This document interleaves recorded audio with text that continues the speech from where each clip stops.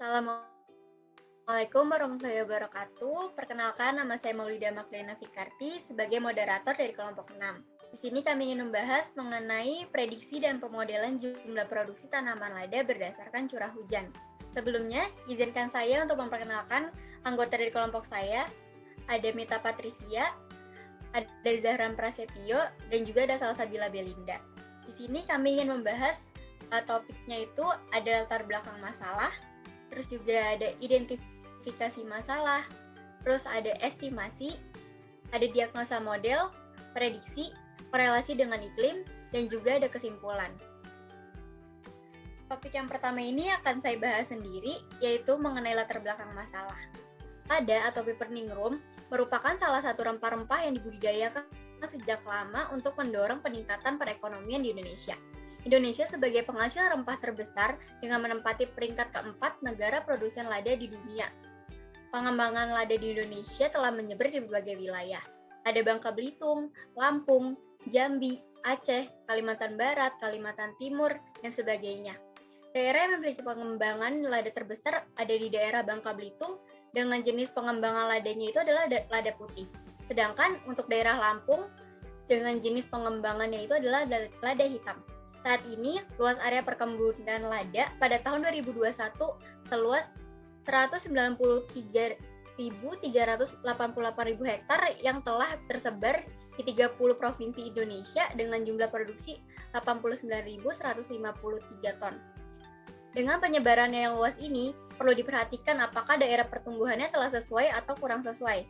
Jika pengembangannya di daerah yang kurang sesuai akan menimbulkan risiko kegagalan yang berakibat tidak mampu bersaing di daerah pasaran dan dapat berpengaruh kepada perekonomian di Indonesia. Selain daerah pertumbuhan atau lahan yang tidak sesuai, perubahan iklim juga dapat mempengaruhi hasil pertanian tanaman lada. Adanya hubungan yang erat antara perhubungan dan produktivitas tanaman dengan perubahan iklim. Perubahan iklim merujuk kepada variasi rata-rata kondisi iklim suatu kawasan atau variabilitas yang konkret secara statis atau jangka waktu yang panjang. Umumnya itu ada dasawarsa ataupun lebih. Perubahan iklim yang berpengaruh terhadap hasil pertanian tanaman lada yaitu pada pola curah hujan, hari hujan, serta bulan basah ataupun bulan kering. Tingginya curah hujan dapat mengganggu proses pengembangan atau pembungaan tanaman lada saat fase generatif, yang berakibat kepada hasil pertumbuhan tanaman lada. Sedangkan untuk bulan kering itu tuh atau kemarau, produktivitas tanaman lada bisa menurun karena jumlah dari bulan keringnya itu. Dengan adanya pengaruh perubahan iklim tersebut, membuat kami ingin memprediksi apakah terdapat peningkatan atau penurunan jumlah produksi tanaman lada.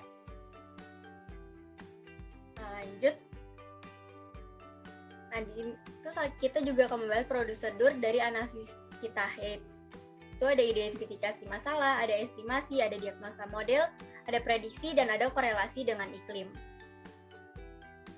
Untuk identifikasi masalahnya itu sendiri, dalam makalah ini kami melakukan penelitian terkait prediksi dan pemodelan produksi tanaman lada berdasarkan curah hujan.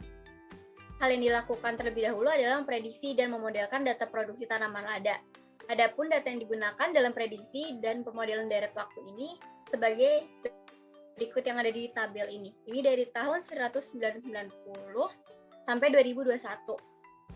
Terus dari data tersebut kita akan melakukan identifikasi model deret waktu menggunakan software RStudio. Dalam identifikasi model deret waktu perlu dilakukan pengujian stasioneritas baik secara rataan maupun secara varians. Pertama, kita akan menguji apakah data deret waktu yang digunakan telah stasioner dalam varians, di mana ketika data tidak stasioner dalam varian, hal yang harus dilakukan adalah melakukan transformasi data. Salah satu transformasi data yang dapat dilakukan adalah power transformation yang dikenal oleh Box and Cox. Nah, selanjutnya, materi yang akan dibahas ini dilanjut oleh Saudari Mita. Saudari Mita dipersilakan. Selanjutnya, untuk tahap identifikasi masalah, berdasarkan uji Box-Cox diperoleh nilai PPCC terbesar adalah 0,9588762 yang berada pada lambda sama dengan 2, sehingga perlu transformasi Y pangkat 2. Setelah data telah ditransformasi, selanjutnya akan dilakukan uji augmented decay Fuller atau ADF test, di mana kita akan menguji kestasioneran rataan. Berdasarkan uji augmented decay Fuller, diperoleh interpretasi hasil sebagai berikut. H0, data tidak stasioner, H1, data stasioner, dengan taraf signifikansi alfa sama dengan 5%, diperoleh p-value sama dengan 0,0511. Karena daerah penolakan adalah tolak H0 jika nilai p-value kurang dari alfa, dan keputusannya H0 diterima karena p-value lebih besar daripada alfa. Jadi, pada taraf signifikansi 5% diperoleh kesimpulan bahwa data deret waktu tidak stasioner. Karena data deret waktu tidak stasioner, maka perlu dilakukan differencing data. Setelah didiferensi, didapat hasil dari uji augmented decay Fuller adalah sebagai berikut. H0 data tidak stasioner, H1 data stasioner, dengan taraf signifikansi yang sama yaitu 5%, menghasilkan p-value 0,0629. Karena daerah penolakannya tetap sama yaitu tolak H0 jika nilai p-value kurang dari alfa, maka keputusannya H0 diterima karena p-value masih lebih besar daripada alfa. Jadi, pada taraf signifikansi 5% diperoleh kesimpulan bahwa data deret waktu tidak stasioner. Karena masih belum stasioner, selanjutnya akan dilakukan differencing sekali lagi. Maka, hasil yang diperoleh dari uji decay Fuller, untuk uji augmented decay Fuller adalah H0, data tidak stasioner, H1 data stasioner, dengan taraf signifikansi 5%, menghasilkan p-value 0,02071.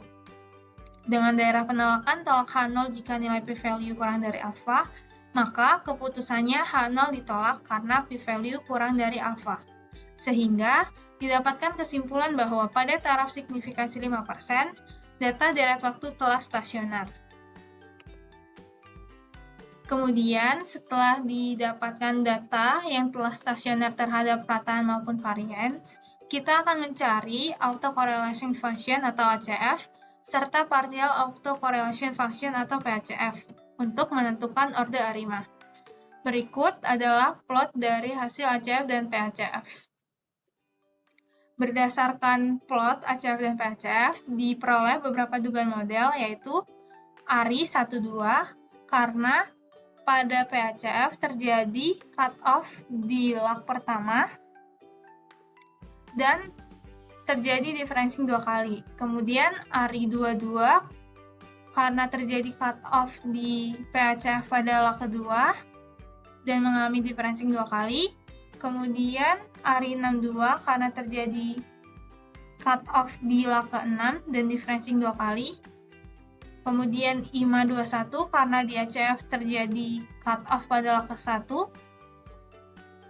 Dan ARIMA 121 karena terjadi cut-off di ACF pada lag 1 dan PACF pada lag ke-1 juga. Selanjutnya ada ARIMA 221, di mana pada ACF terjadi cut-off pada lag ke-1, dan di PACF terjadi cut-off pada lag kedua, dan yang terakhir adalah ARIMA 621, di mana pada ACF terjadi cut-off di lag pertama, dan di PACF terjadi cut-off di lag ke-6.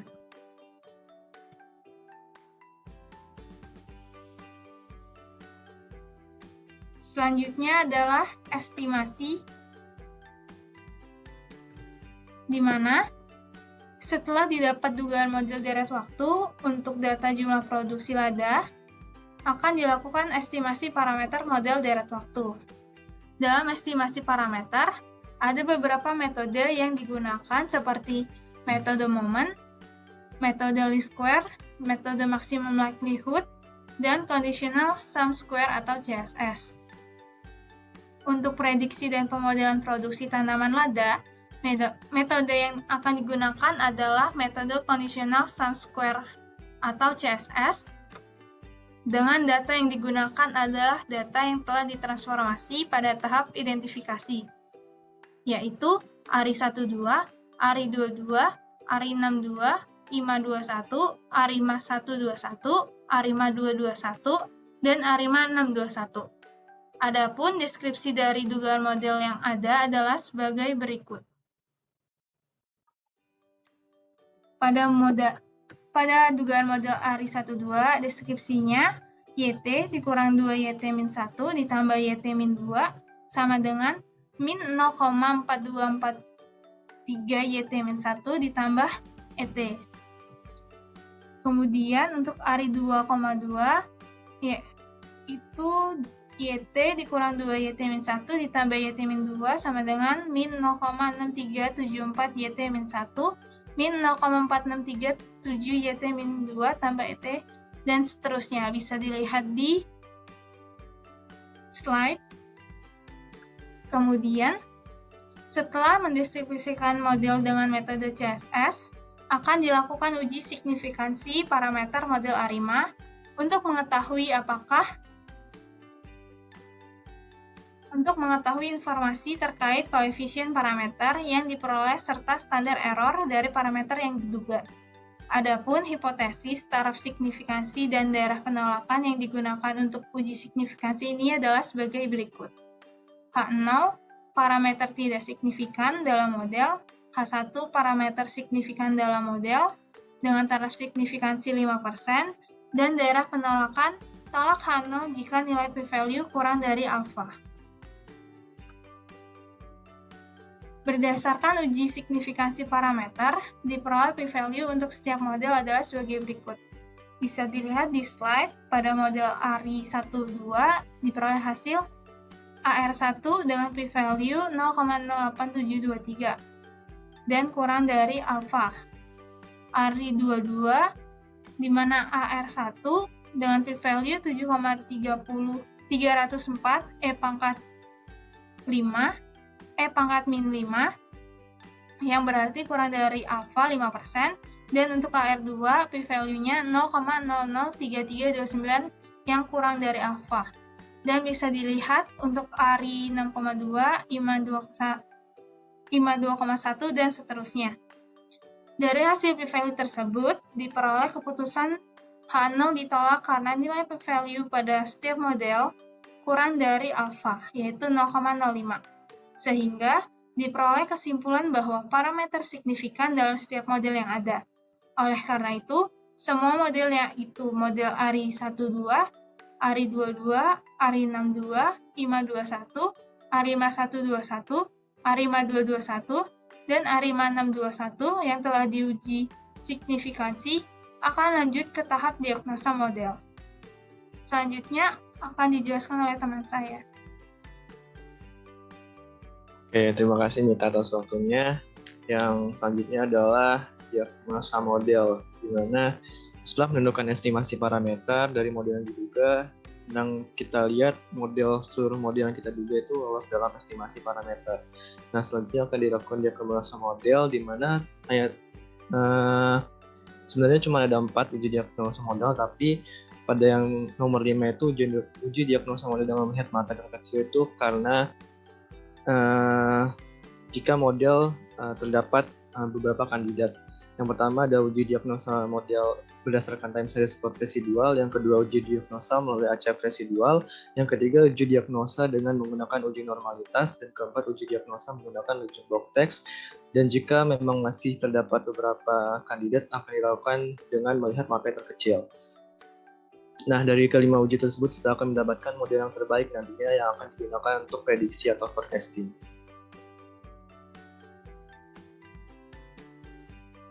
Nah, ini merupakan uji time series plot residual, yaitu uji pertama, uji diagnosa model pertama. Berdasarkan hasil penyusunan time series, dapat dilihat pada gambar, dapat dilihat pada residual yang diperoleh itu, kesimpulan sementaranya adalah residual memiliki sebaran di sekitar rata 0 dan variansi yang mendekati konstan. Maka semua model yang kita duga itu masih lolos dalam tahap time series plot residual. Lanjut. Nah, yang kedua itu ACF residual. Uji yang kedua, berdasarkan ACF residual yang telah diperoleh, dapat disimpulkan bahwa terdapat yang cut off pada residual 5 dan residual 6. Di mana yaitu model ARIMA 121 dan model ARIMA 221.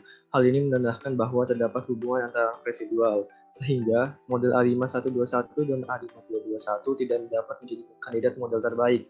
Sedangkan untuk model ARI 12, ARI 22, ARI 62, IMA 21, dan ARIMA 621 tidak ada lak yang cut off. Hal ini menandakan tidak ada hubungan antara lak residual, sehingga model-model tersebut masih dapat menjadi kandidat model terbaik dan lanjut ke uji selanjutnya, yaitu uji normalitas residual.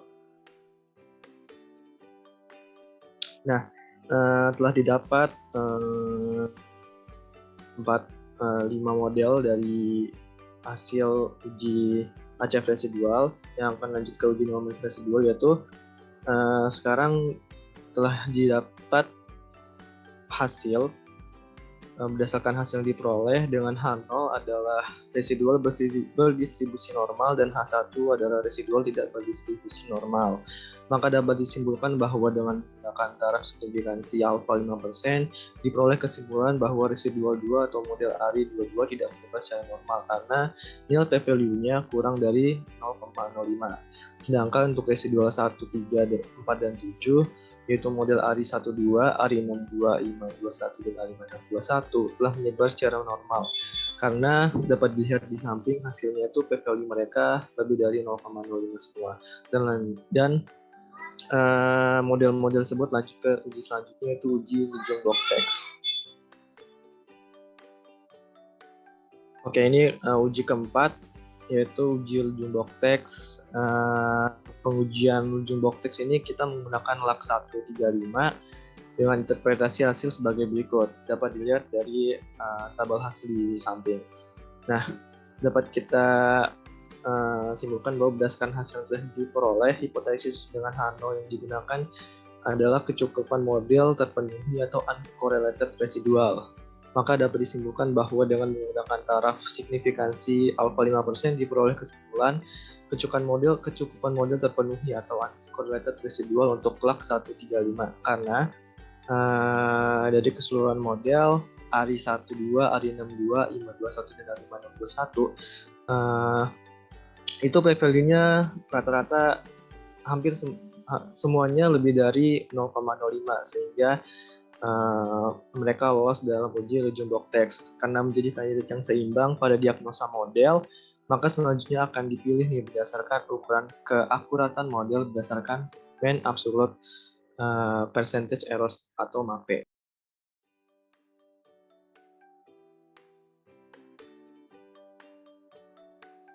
Kemudian untuk yang kelima, uji diagnosa model dengan melihat MAPE terkecil.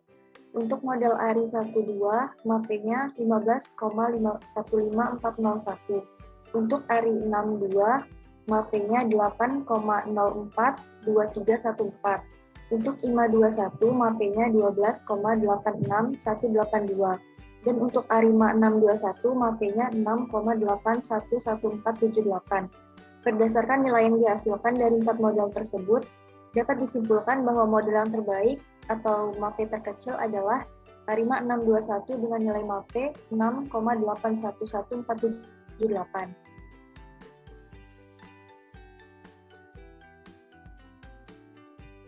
Untuk prediksi, setelah melalui berbagai tahap seperti identifikasi, estimasi, dan diagnosa, diperoleh model terbaik dari data jumlah produksi lada adalah ARIMA 621. Sehingga model tersebut akan kita gunakan untuk melakukan forecasting, di mana akan disusun hasil prediksi beberapa tahap ke depan berdasarkan model terbaik yang telah diperoleh. Di mana dalam pengamatan ini kita akan melihat hasil prediksi 50 tahap ke depan. Untuk hasil plot dari forecasting yang telah dilakukan adalah sebagai berikut. Berdasarkan time series plot tersebut diperoleh hasil forecast dengan garis warna merah, dengan data asli yang ditandai dengan garis putus-putus warna merah. Dari hasil tersebut, nilai forecast untuk model ARIMA 621 akan mendekati mu untuk H yang membesar.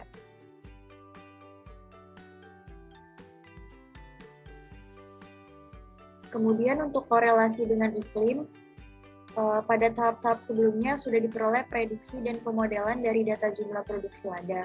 Selanjutnya, kita akan mencari hubungan atau korelasi antara jumlah produksi lada dengan data curah hujan.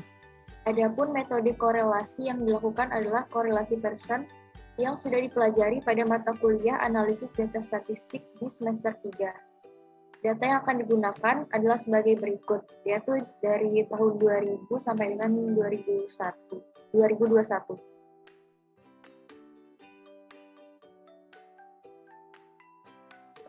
Untuk nilai koefisien korelasi yang didapatkan adalah 0,4390723. Berdasarkan tabel klasifikasi besar hubungan, diperoleh kesimpulan bahwa hubungan antara jumlah produksi lada dengan curah hujan adalah sedang.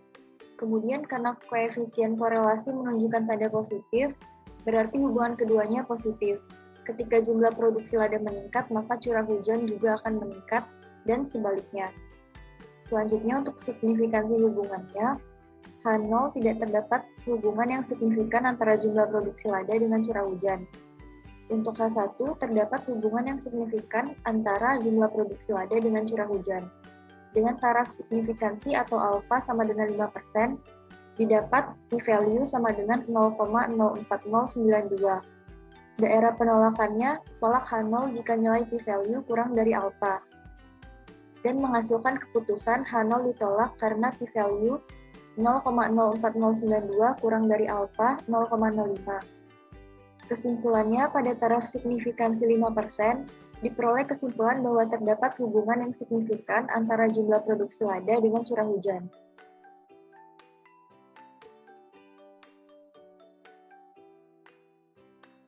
Kesimpulannya, dari data produksi tanaman lada yang kami ambil dari tahun 1990 sampai 2021 didapatkan model yang terbaik untuk memprediksi data adalah model ARIMAN 621 dengan hasil prediksi atau forecasting berdasarkan time series plot, yaitu jumlah produksi tanaman lada akan mengalami penurunan pada 50 periode ke depan dikarenakan pada time series plot diperlihatkan bahwa garis berwarna merah, yaitu garis forecasting, mengalami penurunan hingga 5 periode ke depan.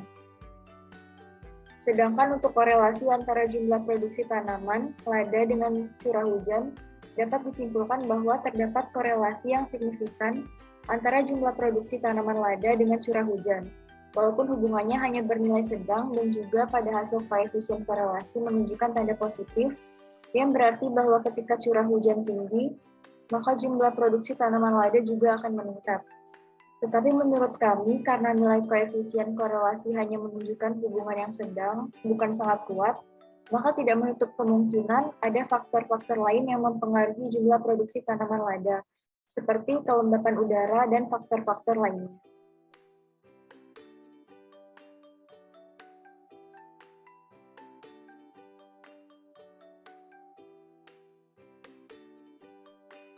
Sekian hasil dari diskusi kami. Terima kasih banyak yang sudah menonton video kami. Semoga apa yang kami sampaikan bisa bermanfaat untuk kalian semua. Demikianlah presentasi dari kami. Kami dari kelompok 6 memohon maaf untuk yang sudah menonton apabila terdapat kekurangan ataupun juga hal-hal yang kurang berkenan. Wassalamualaikum warahmatullahi wabarakatuh.